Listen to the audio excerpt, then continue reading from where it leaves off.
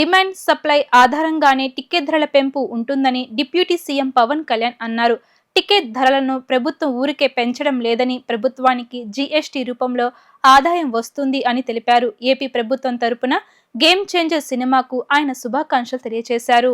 Cinema ticket ధరల పెంపుపై AP deputy CM Pawan Kalyan కీలక వ్యాఖ్యలు చేశారు. రాజమహేంద్రవరంలో జరిగిన game changer movie pre release ఈవెంట్లో పవన్ కళ్యాణ్ మాట్లాడుతూ, గత ప్రభుత్వం భీమ్లా నాయక్ చిత్రానికి టికెట్ ధర పెంచలేదని, చిత్ర పరిశ్రమకు రాజకీయ రంగు పుల్లమడం తమకు ఇష్టం లేదన్నారు. టాలీవుడ్, బాలీవుడ్, కోలీవుడ్, మాలీవుడ్ అని కాదని భారతీయ సినిమా పరిశ్రమ అనేదే మన నినాదమని వ్యాఖ్యానించారు.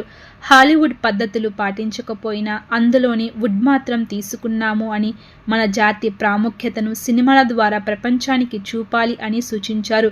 చిత్ర పరిశ్రమలో క్రమశిక్షణ రావాలి అని, ఇండస్ట్రీ గురించి ఏదైనా మాట్లాడాలి అంటే సినిమా తీసేవాళ్లే మాట్లాడాలి అని అన్నారు. సినిమాలు తీస్తే వాళ్లతోనే తాము మాట్లాడతామని స్పష్టం చేశారు. సినిమా టికెట్ ధరల విషయంలో హీరోలతో పనేంటని ప్రశ్నించారు.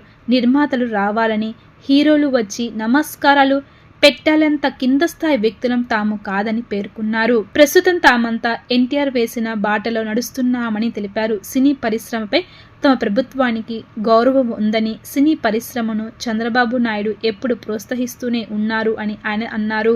టికెట్ రేట్స్ ఎందుకు పెంచాలి అని చాలా మంది అడుగుతూ ఉంటారు. ఈ రోజున సినిమా రేట్లు పెంచాలి అంటే it's a purely demand and supply. నాకు శంకర్ గారి సినిమా నేనే బ్లాక్లో కొనుక్కొని చూశాను చెన్నైలో.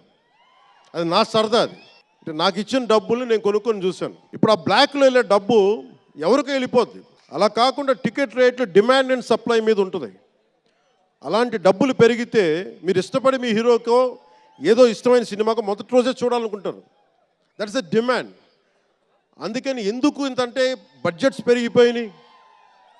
తెలుగు సినిమా మొత్తం ప్రపంచపరంగా వెళ్తూ ఉన్నాయి. దీనికి డబ్బులు కావాలి అంటే పెట్టుబడులు కావాలి. మార్కెట్స్ పెరిగినాయి. అలాగే పెరిగిన ప్రతి రూపాయికి 18% జిఎస్టీ కడతాం. ప్రభుత్వానికి ట్యాక్స్ వస్తుంది. పెరిగిన ప్రతి రేటుకి ట్యాక్స్ వస్తుంది. ఇదేదో ఉట్టినా ఇవ్వట్లేదు ప్రభుత్వం. ప్రతి ఒక్కరికి ఏముంటుందంటే దీని ఒక ఫాల్స్ నెరేటివ్ ఉంది బయట. నా సినిమాకి టికెట్ రేట్లు పెంచకపోగా తగ్గించేశారు భీమ్లా నాయక్. ఇప్పుడు చాలామంది హీరోస్ అందరూ కూడా వాళ్ళెవరూ కూటమికి మద్దతు చెప్పలేదు. కానీ మేము ఎక్కడ వివక్ష చూపించాల. అందరూ బాగుండాలని కోరుకుంటాం. ఎందుకంటే చిత్ర పరిశ్రమకి మొన్న దిల్ రాజు గారు కూడా చెప్పారు, చిత్ర పరిశ్రమకి రాజకీయ రంగు పులమటానికి మాకు ఇష్టం లేదు. Though I belong to NDA, though I'm head of Janasena party, cinema should be treated as a separate entity. No politics should seep into cinema.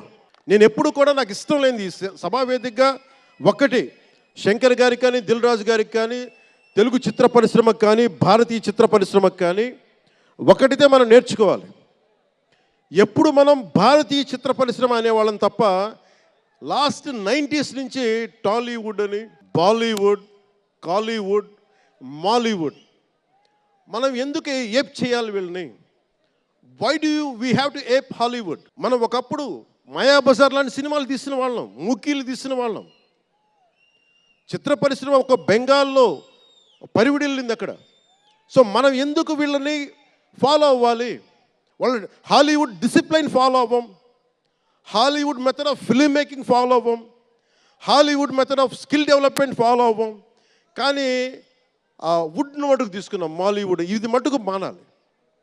ఎందుకంటే మనకు ఒక కాళిదాసు ఉన్నాడు, మహా కవులు, కళాకారులు గొప్ప గొప్ప కావ్యాలు రాశారు.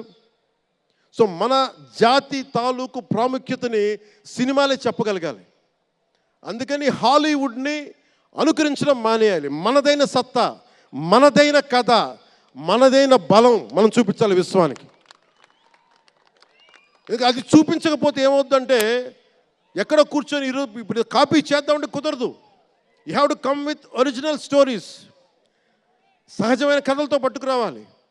ఆ విధంగా ఉండాలి అంటే ముందు చిత్ర పరిశ్రమలో కూడా చాలా డిసిప్లిన్ రావాలి. సినిమాలు తీసే వాళ్ళు మాట్లాడాలి చిత్ర పరిశ్రమ గురించి, సినిమాలు తీయని వాళ్ళు మాట్లాడకూడదు. సినిమాలు తీయకుండా రాజకీయాలు చేసేవాళ్ళు మాకు నచ్చం. అది ఎన్డీఏ తరపు నుంచి నేను చెప్తా ఉన్నాను. తెలుగు చిత్ర పరిశ్రమ గురించి మాట్లాడాలి అంటే సినిమాలు తీసి దానికి సాధక బాధలు అర్థం చేసుకున్న వాళ్ళే మాట్లాడాలి. మన తెలుగుదేశం, జనసేన, భారతీయ జనతా పార్టీ, ఎన్డీఏ ప్రభుత్వం వారితోనే మాట్లాడతాం, వారితోనే గుర్తిస్తాం. అలాగే చాలాసార్లు సినిమా టికెట్ల కోసం హీరోలకి పనేంటి, హీరోలు ఎందుకు రావాలి, అది మాకు ఇష్టం లేదు. మహా అయితే నిర్మాతలు రండి, ఒక ట్రేడ్ బాడీ రండి, మీ యూనియన్ రండి, మేము అది ఇచ్చేస్తాం. అంతేగాని హీరోలు వచ్చి మాకు నమస్కారాలు పెట్టాలి, అంత ఒక లో లెవెల్ వ్యక్తులం కాదు మేము. దీన్ని ఎక్కడి నుంచి నేర్చుకున్నాం? స్వర్గీయ నటరత్న ఎన్టీ రామారావు గారి దగ్గర నుంచి నేర్చుకున్నాం. మహానటుడు, ఆయనని ఎంతమంది విమర్శించినా, కోటా శ్రీనివాసరావు గారు విమర్శించినా, ఆయన ఎప్పుడన్నా యాక్ట్ చేస్తే ఆయనతో పాటు ఏం బ్రదర్ బాగున్నారా అని చెప్పి అలా గుండెలు నిండుగా పలికే వ్యక్తి మహానుభావుడు ఎన్టీ రామారావు గారు. ఇంత తెలుగుదేశం పార్టీ ఎన్టీ రామారావు అన్నిసార్లు ముఖ్యమంత్రిగా ఉన్నప్పుడు కూడా ఎప్పుడు ఘట్టంనేని కృష్ణ గారు కాంగ్రెస్లో ఉండి కూడా కనిపిస్తే ఇద్దరు ఆప్యాయంగా మాట్లాడుకునే వాళ్ళు. ఎన్టీ రామారావు గారు ఎప్పుడు వివక్ష చూపించలే. ఇది చిత్ర పరిశ్రమ తాలూకు ఔన్నత్యం. అదే ఔన్నత్యాన్ని మేము కొనసాగిస్తున్నాం, అదే మేము కోరుకుంటా ఉన్నాం.